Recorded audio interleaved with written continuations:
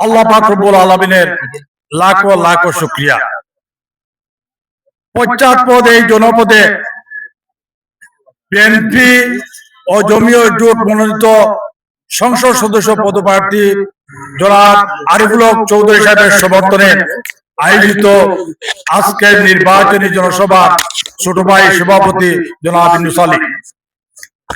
আজকের এই সভায় প্রধান অতিথি হিসাবে উপস্থিত আছেন, যার কথা মনে হলে বুক ফুলে ওঠে, যাকে নিয়ে গর্ব করি, সিলেটের সম্রাট জনাব আরিফুল হক চৌধুরী সহ সমবেত সুধীবৃন্দ, উপস্থিত নেতৃবৃন্দ।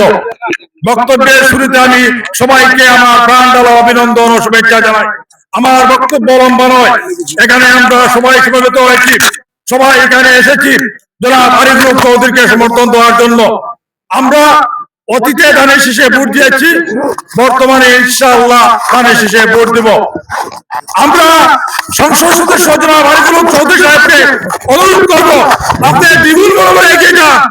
আমরা ইনশাআল্লাহ 90% ভোট কাস্টিংয়ের মাধ্যমে আপনাকে নির্বাচিত করব। আরিফুল হক ধানের শীষের কোনো বিড়াল লাগবে না, রেস্টুন লাগবে না। আমরা অন্তর হৃদয়ে ধানের শীষ আগিয়েছি। কথা আছে, কাগজে লিখে নাম ছিঁড়ে ফেলে যায়, পাথরে লিখে নাম ক্ষয় হয়ে যায়, হৃদয়ে লিখে নাম চিরদিন থাকে আপনার। ইনশাআল্লাহ ধানের শীষের বিজয় সুনিশ্চিত।